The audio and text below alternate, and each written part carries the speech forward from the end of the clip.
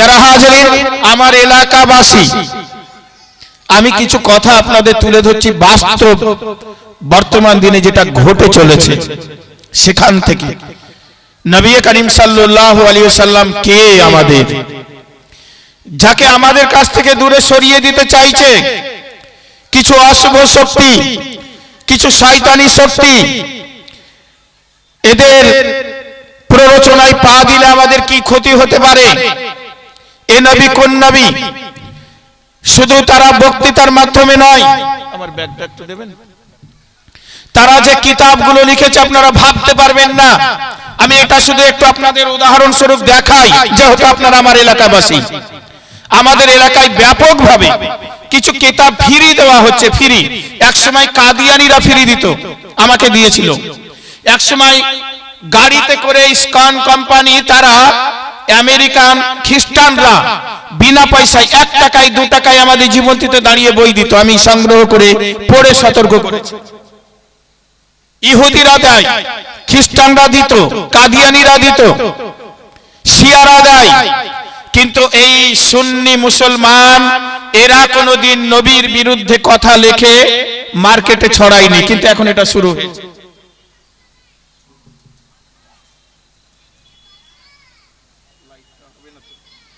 মক্কা মদিনার লাইব্রেরিতে কয়েক লক্ষ করে কিতাব আছে। এটা হচ্ছে আমাদের ইন্ডিয়া থেকে তরজমা করে মক্কার বাদশাদের কাছ থেকে টাকা লাগিয়ে ছাপিয়ে নিয়েছে। হাজিদেরকে এই কোরআনগুলো বিতরণ করে। উর্দুতে আছে, হিন্দিতে আছে, ইংরেজিতে আছে, আর বাংলাদেশিদের জন্য বাংলায় আছে, বিভিন্ন ভাষায়। এবং এখন দেখবেন, নেটে দেখবেন বিভিন্ন জায়গায় কোরআন বিলি করা হচ্ছে। তা কোন কোরআন? এই বইটা। এই বইটা কত ভয়ঙ্কর জানেন? আপনি ভাববেন এটা কোরআন, হ্যাঁ কোরআন, এতে অরিজিনাল কোরআনটা আছে, আর কোরআনের পাশে ওরা তরজমা লিখে দিয়েছে। একটু মনোযোগ দেবেন, খুব কাজে লাগবে আপনাদের, অত্যন্ত কাজে লাগবে, মৃত্যুর পরেও লাগবে অন্তত। আমি আপনাদের হয়তো বেঁচে থাকতে কোনো উপকার করে দিতে না পারলেও মৃত্যুর পরে আপনাদের কাজে লাগবে। এই কোরআনের 40 নম্বর সূরা আর 55 নম্বর আয়াত। সূরার নাম সূরা আল মুমিন। সূরা মুখস্থ করে নেন, সূরা মুমিন। নাম্বার কত বললাম? 40। আয়াত নাম্বার কত বললাম? 55। কাঞ্জুলিমান আমাদের মসজিদে নাই, ওখানে কাঞ্জুলিমান নেই, মাদ্রাসায় আছে। এই দেখুন এখানে লিখেছে, দেখুন আমি তরজমাটা পড়ছি। এই আয়াতটা হচ্ছে ফাসবির ইন্না ওয়াদাল্লাহি হাক্কা ওয়াস্তাগফির লিজামবিকা। এই যে আয়াত আছে না, এই আয়াতের মানে করেছে, শুনবেন হিন্দি, আমি হিন্দিটা এনেছি, বাংলাটা আনিনি। আমাকে দিয়েছে, আমি যখন চেন্নাই গেছিলাম, তো চেন্নাই বিমানবন্দরে এটা ফ্রি পাওয়া যায়, বিমানবন্দরে ফ্রি দেয়। আপনি ভাববেন আমার ছেলে কোরআন পড়ছে, আপনার ছেলে কলেজ থেকে পাস করে এসে একটা ফ্রি কোরআন এনে বাড়িতে পড়ছে আর আপনাকে শিক্ষা দেবে। জানো তো আব্বা কোরআনে এই লেখা আছে, কিন্তু আরবিটাও জানে না, হিন্দিটা পড়বে, বাংলাটা পড়বে, ইংরেজি পড়বে। আপনি ভাববেন আমার বেটা এমএ করেছে, কি ভুল বলছে? তাহলে সাইদুল মাওলানা সাহেবই ভুল বলছে, ও তো আর এমএ করেনি, ঈমান নষ্ট হয়ে যাবে। তো হে নবী, শুনেন মানেটা শুনেন তো, হে নবী তু সবর কর, তু সবর কর, নবীকে বলছে। দেখুন এদের ভাষাটা দেখুন, হে নবী তু সবর কর, अल्लाह का वादा बेशक सच्चा ही है, तू अपने गुनाहों की माफी मांगता रहा, तू अपने गुनाहों की माफी मांगता रहा। এটা হিন্দি, মানে নবীকে বলছে হে নবী তুই তোর গুনার জন্য মাফ চা। একটু লা হাওলা ওয়ালা কুওয়াতা পড়ি। এরা হচ্ছে এই আকীদা পোষণ করে, এটা ফ্রি পাওয়া যায়। আলা হযরত আজিমুল বরকত মুজাদ্দিদ দ্বীন ও মিল্লাত, তিনাকে আমরা কেন মানি? নবীকে যারা গুনাহগার বলবে আমরা তাদেরকে মানি না, আলা হযরতকে কেন মানি? আলা হযরত এখানে তরজমা রেখেছেন, হে মাহবুব আপনি ধৈর্য ধারণ করুন, আর আপনি আপনার উম্মতের জন্য, উম্মতের গুনাহের জন্য ক্ষমা চাহুন। বুঝতে পারলেন? এখানে নবীকেই গুনাহগার বানিয়েছে, আর আলা হযরত বলছেন না, আমার নবী কখনো গুনাহ করতে পারেন না। ওই আয়াতের মানে নবী গুনাহগার হবেন না, ওই আয়াতের মানে হবে নবীর উম্মতরা যারা গুনাহগার তাদের জন্য আমার নবীকে আল্লাহ বলেছেন ক্ষমা চেয়ে নেন। তাহলে আমরা কাকে মানবো? যারা নবীকে গুনাহগার বানাবে তাকে, না যারা নবীকে গুনাহগার নয় বলবে তাকে? কাকে মানবো? কাকে মানবো আমরা? আলা হযরতকে এই কারণে মানবো, আলা হযরতকে এই কারণে মানবো, তিনি আমার নবীর সম্মানের দিকে খেয়াল রেখে তরজমা করেছেন। এদেরকে আমরা মানবো না এই কারণে যে এদের কোরআন পড়লে আমাদের ছেলেরা নবীকে পাপী বলে বেড়াবে, আমাদের নবী পাপী পাপী পাপী এই কথা বলে বেড়াবে। 100 বছর ধরে যদি এটা প্রচার হতে থাকে ফ্রি পাবে, আর আমাদের তরজমা কিনতে গেলে 700, 800, 1000 টাকা লাগবে। আপনি বলুন তো পরিস্থিতিটা কি ঘটবে? কি ঘটবে ভাবতে পেরেছেন? আমি এদেরকে ফোন করলাম, बेंगलोर हैदराबादे, इधर हेड ऑफिस আছে इंडिया। बोला हजरत आपने जो कुरान मुझको दिया गलती में, वो टोटली गलती में है, वो गलती है, वो गिल्टी। तो আমাকে কি জবাব দিয়েছিল জানেন? आप कौन है? मैं एक बांगाली वेस्ट बेंगल से, চেন্নাই আপনাদের এইটা ফ্রি দিয়েছিল। আমি পড়লাম, তরজমা মিল করে দেখছি আপনাদের তরজমায় গলতি আছে, ভুল আছে। আমাকে জবাব দিল, আজ পর্যন্ত পৃথিবীতে যত তরজমা হয়েছে সব থেকে সঠিক তরজমা আমাদেরটাই, সব ভুল। আপনাদের তরজমায় আমার নবীকে পাপী গুনাহগার বলা হয়েছে, আল্লাহকে বলা হয়েছে আল্লাহ লুকিয়ে থাকবে, আল্লাহ লুকিয়ে থাকবে, এতে আছে আল্লাহ এক জায়গায় ঘাটিতে লুকিয়ে লুকিয়ে লুকিয়ে দেখবে। বলেন তো আল্লাহর জন্য আল্লাহ লুকিয়ে থাকবে, এই কথা বলা কি এটা মানায়? এ কোরআনে আছে, লেখা আছে। আমি কয়েকশো আয়াতের মানে ওইভাবে এই ওরা ভুল করেছে সেটা তালিকা তৈরি করেছি। তাই এরা আল্লাহর জন্য বলেছে আল্লাহ ঘাটিতে লুকিয়ে থাকবেন। আল্লাহ লুকিয়ে থাকা আল্লাহর শানে এটা খেলাফ নয়, আল্লাহর লুকিয়ে থাকা হয়। লা হাওলা ওয়ালা কুওয়াতা, এই হচ্ছে এদের আকীদা। এবার দেখুন আমাদের এলাকায় এই বইটা দেওয়া হচ্ছে এমনি এমনি পড়তে, আপনাদেরকে দেওয়া হয়েছে কিনা জানি না। আমি পার্টিকুলার কোনো মানুষের নাম করে কথা বলবো না, আমি জাস্ট দেখাচ্ছি। এটা এনেছি আপনাদেরকে, আপনারা আমার এলাকার মানুষ। এই বইয়ে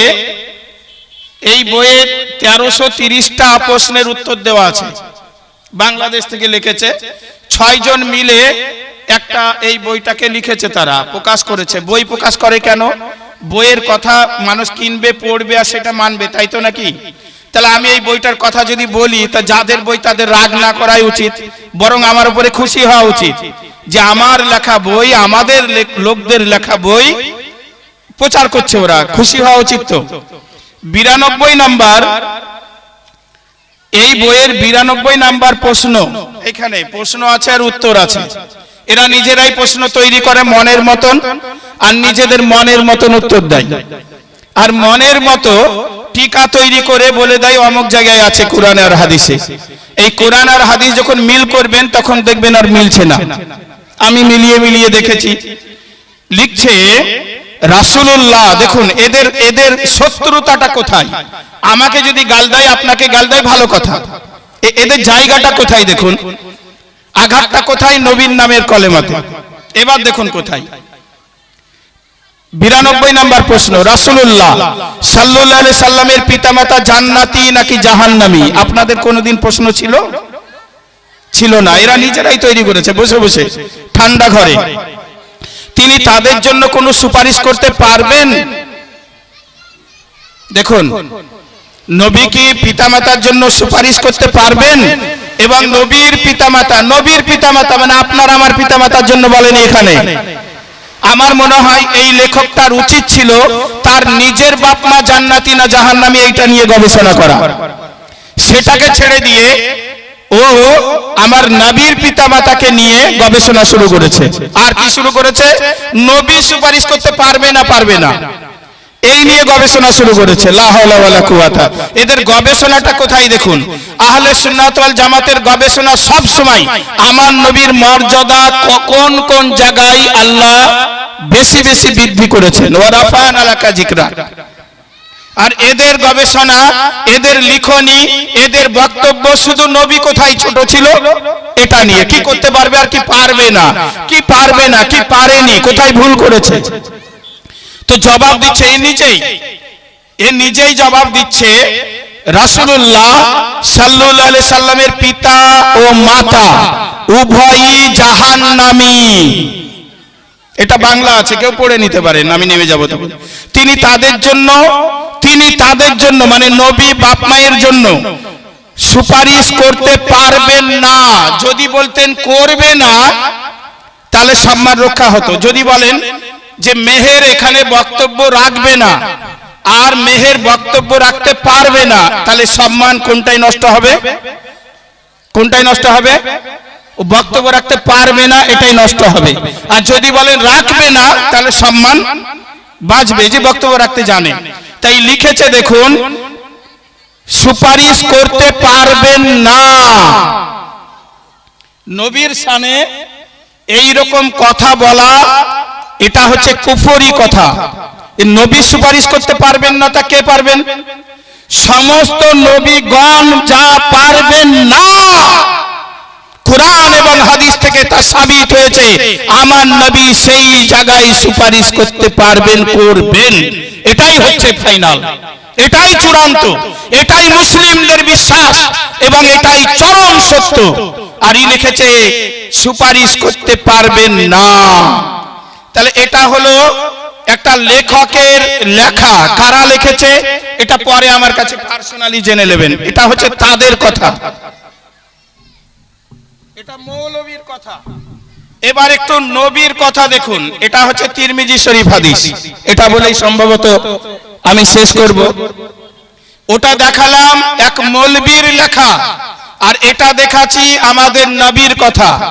এটা সাহাবীর কথা, তাবাই তাবেঈনের কথা, এটা হাদিস লেখক ইমাম তিরমিজির কথা। তাহলে মৌলবীর কথা আর নবী সাহাবীর কথা এই দুটো যদি আলাদা আলাদা হয়ে যায়, দুই রকম হয়ে যায়, আমরা কাটটা মানবো? একদম ঠিক, আমার থেকে আপনারা অনেক জ্ঞানী। তাহলে আমরা মৌলবী মানবো না সাহাবী মানবো? আমরা মৌলবী মানবো না নবী মানবো, তাই তো? তাহলে এবার দেখি একবার এই তিরমিজি শরীফের বঙ্গানুবাদটা আমি নিয়ে এসেছি। আমার কাছে আরবি উর্দু আছে, আমার কাছে বাংলা আছে। বাংলা আপনাদের জন্য কিনেছি, আমার দরকার ছিল না। আমার উস্তাদ আমাকে উর্দু শিখিয়েছেন, আরবি শিখিয়েছেন। আমার কাছে একেবারে অরিজিনাল আরবি তিরমিজিও আছে, ছখানা হাদিস আছে, মাওলানা সাহেবরা দেখেছেন। এবার দেখুন যে আল্লাহর নবী কি বলেছেন।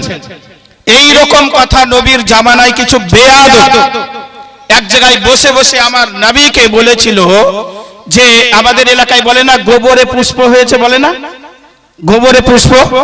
তা আমার নবীর জন্য বলেছিলেন খারাপ বংশে একটা ভালো ছেলের জন্ম হয়েছে। এই কথাটি সাহাবীরা শোনার পরে এসে নবীকে বললেন, ইয়া রাসূলুল্লাহ, ওইখানে একদল মানুষ আপনার জন্য এই কথা বলছিল যে আপনি নাকি খারাপের ঘরে ভালো হয়েছেন। আমার নবী সঙ্গে সঙ্গে মেম্বারের উপরে উঠে গেলেন। মেম্বারে উঠে তিনি বক্তব্য শুরু করলেন। আর এই বক্তব্যটা এখানে লেখা আছে এই হাদিসে। হাদিসটা হচ্ছে, এই হাদিসটা হাসান হাদিস। হযরত আল মুত্তালিব ইবনে আবু ওয়াদা রাহমাতুল্লাহ আলাইহি হতে বর্ণিত। তিনি বলেন, আল আব্বাস রাদিয়াল্লাহু তাআলা আনহু রাসূলুল্লাহ সাল্লাল্লাহু আলাইহি ওয়াসাল্লামের নিকট এলেন। আল আব্বাসকে নবীর চাচা। তিনি নবী করিম সাল্লাল্লাহু আলাইহি সাল্লামের নিকটে এসে বললেন, মনে হয় তিনি কিছু কুরাইশদের মন্তব্য শুনে এসেছেন। হাদিস বলা হচ্ছে আল আব্বাস নবীর নিকটে কেন আসলেন?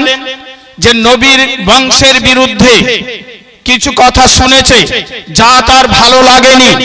নবীর পিতামাতাকে যদি কেউ খারাপ বলে আপনাদের ভালো লাগবে? আপনাদের ভালো লেগেছে হ্যাঁ বা না বলুন? আমার কিন্তু ভালো লাগেনি। আপনাদের ভালো লেগেছে? আপনার বাপ মায়ের জন্য যদি আমি ঈদগাহে বলি যে আপনার বাপ জাহান্নামী, আপনি ঈদগাহের মৌলবীকে নামাজ পড়তে দেবেন? তাহলে এরা বই লেখে, এরা জালসাতে, এরা ভিডিওতে গোটা দুনিয়ার সবাইকে জানিয়ে দিচ্ছে যে আমার নবীর পিতামাতা জাহান্নামী। তাহলে নবীকে কি জাহান্নামীর বাচ্চা বলা হলো না? নবীর বাপ্পাকে মুশরিক বললো, তাহলে আমার নবীকে মুশরিকের বাচ্চা বলা হলো না? এরপরেও কি করে তাদেরকে আমরা সাপোর্ট করতে পারি? আমার মাকে যদি কেউ গরু বলে, তাহলে আমি গরুর বাচ্চা নই? আমার উচিত নয় তাকে বাধা দেওয়া? আমার বাপকে যদি কেউ কুকুর বলে, তাহলে আমি কি কুকুরের বাচ্চা নই? আমার উচিত হবে না যে তুমি আমার বাপকে কুকুর বলিও না? তা আমার নবীর পিতামাতাকে যারা এই রকম গালিগালাজ মুশরিক বলবে, জাহান্নামী বলবে, আপনি মুসলমান হিসাবে আপনার দায়বদ্ধতা আছে তাদের বাধা দেওয়া। তোমাদের এই কথা আমরা শুনবো না, এগুলো চরম অপরাধ, এগুলো চরম অন্যায়। তাই ইবনে আব্বাস চলে আসলেন নবীর কাছে এই কথা শুনে। কি বলছেন? নবী করিম সাল্লাল্লাহু আলাইহি সাল্লাম মিম্বারে উঠে দাঁড়িয়ে বলেন আমি কে? তাহলে নবীজি কত আঘাত পেয়েছেন। মিম্বারে উঠে গেলেন ইবনে আব্বাসের কাছে, আল আব্বাসের কথা শুনে মিম্বারে উঠে গিয়ে সাহাবাদের বললেন তোমরা বলো আমি কে? সাহাবীরা বললেন, সাহাবীগণ বলেন আপনি আল্লাহর রাসূল, আপনি আল্লাহর রাসূল, রাসূলুল্লাহ, আপনার উপর শান্তি বর্ষিত হোক, সাল্লাল্লাহু আলাইহি ওয়াসাল্লাম, আলাইকা সালাম। সাহাবীরা সাক্ষ্য দিয়ে দিলেন ইয়া রাসূলুল্লাহ, আপনি আল্লাহর রাসূল, আপনার উপরে শান্তি বর্ষিত হোক। তিনি বলেন আমি মুহাম্মদ বিন আব্দুল্লাহ ইবনে আব্দুল মুত্তালিব। বলেন তোমরা তো আমাকে রাসূলুল্লাহ বললে, আমার আরো পরিচয় শুনো, আমি হচ্ছি মুহাম্মদ, আমার পিতার নাম আব্দুল্লাহ, আমার দাদুর নাম আব্দুল মুত্তালিব। পরিচয় দিচ্ছেন, দেখুন একটু মনোযোগ দিয়ে শুনবেন হাদিসটা। আল্লাহ তাআলা সৃষ্টিকুলকে সৃষ্টি করেন এবং তাদের মধ্যে সর্বাপেক্ষা উত্তম লোকদের থেকে আমাকে বের করেন। এখানেই ফাইনাল। আল্লাহ তাআলা সৃষ্টিকুলকে সৃষ্টি করে সর্বাপেক্ষা উত্তম লোক থেকে নবীকে বের করেন। ফাইনাল হয়ে গেল। সর্বাপেক্ষা উত্তম মানে কি? মুশরিক। সর্বাপেক্ষা উত্তম মানে কি? জাহান্নামী। আরো আগে চলুন, এখানেও ক্লিয়ার হতে হবে না, আরো চলুন নবী কি বলছেন দেখুন। আল্লাহ তাআলা সৃষ্টিকুলকে সৃষ্টি করেন এবং তাদের মধ্যে সর্বাপেক্ষা উত্তম লোকদের থেকে আমাকে বের করেন। এবার লোকদের, সৃষ্টিকুল তো হলো, এবার যত উত্তম মানুষ, সেই উত্তম মানুষদের মধ্য থেকে নবীকে পাঠিয়েছেন। এরপর তিনি তার সৃষ্টিকে দুই ভাগে বিভক্ত করেন এবং আমাকে তাদের মধ্যকার উত্তম দল থেকে সৃষ্টি করেন। উত্তম থেকে উত্তম, সেই উত্তম থেকে আবার দুভাগ করে বেশি উত্তম যারা, তাদের কাছ থেকে আমার নবীকে আল্লাহ পৃথিবীতে পাঠিয়েছেন। এরপর তিনি আরেক তাদেরকে কত গোত্রে বিভক্ত করেন। বলছে দুটো দল, দুটো দলের মধ্যে কত গোত্রকে বিভক্ত করেন। আমাকে তাদের মধ্যকার উত্তম গোত্র থেকে জন্ম দেন। কোন গোত্র? মানে কুরাইশ থেকে জন্ম দেন। এরপর তিনি তাদেরকে কত পরিবারে ভাগ করেন। শুনবেন একটু শেষ পর্যন্ত। কত পরিবারে ভাগ করেন এবং আমাকে তাদের চেয়ে উত্তম পরিবারের উত্তম ব্যক্তি থেকে জন্ম দেন। নারে তাকবীর, নারে রিসালাত, মাসলাকে আলা হযরত জিন্দাবাদ। সবশেষ হাদিসের যে বাক্য এসেছে এইটার দিকে একটু নজর দেন, এটার শেষ কথা। ওখানে কি বলল ওই মৌলবীটা? কি বলল? নবীর পিতামাতাকে জাহান্নামী। মৌলবীটা কি লিখলো? জাহান্নামী। মৌলবীটা কি লিখলো? তারা মুশরিক ছিলেন। মৌলবীটা কি লিখলো? নবীজি সুপারিশ করতে পারবেন না। আর এখানে আল্লাহর নবী কি বললেন? শেষ কথাটা শুনুন, এটাই শেষ। হয়তো 1 মিনিট আপনাদের সামনে আছি, একবারে শেষটা শুনুন, হাদিসের শেষ অংশ। সবচেয়ে উত্তম পরিবারের, পরিবার কাকে বলে? আব্দুল মুত্তালিবের হচ্ছে পরিবার, আব্দুল্লাহ এটা হচ্ছে পরিবার, তাই না? আব্দুল্লাহ, আব্দুল মুত্তালিব এটা হচ্ছে পরিবার। উত্তম পরিবারের উত্তম ব্যক্তি, এই ব্যক্তি শব্দটা একবচন না বহুবচন? না না, ব্যক্তি ব্যক্তি ব্যক্তি যে কোনো একজনকে বোঝাই। তাহলে উত্তম পরিবারের উত্তম ব্যক্তি থেকে আমার জন্ম দেন। তাহলে উত্তম ব্যক্তি থেকে জন্ম, জন্ম আমার নবী জন্ম কে দিয়েছেন? আব্দুল্লাহ নাকি? তাহলে আমার নবী, বিশ্ব নবী, বিশ্ব ব্রহ্মাণ্ডের নবী, রহমতের নবী, তিনি বললেন আমার পিতা পৃথিবীর আল্লাহর সৃষ্টি জগতের সর্বোত্তমদের মধ্যে সর্বোত্তমদের সর্বোত্তম, মানে 5 বার উত্তম